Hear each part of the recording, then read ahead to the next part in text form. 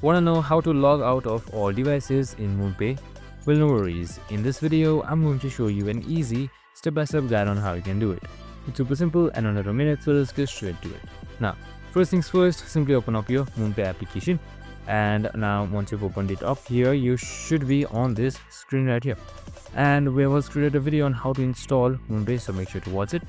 And now once you've done all of that, on the top right side you should be seeing this gear icon, so you can just simply select this gear icon right here.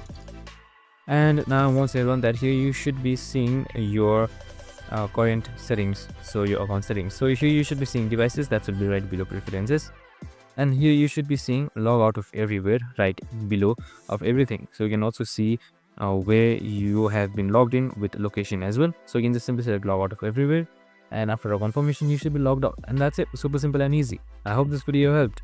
If it did, make sure to like, subscribe and tune in with us for more of these videos. See you in the next one.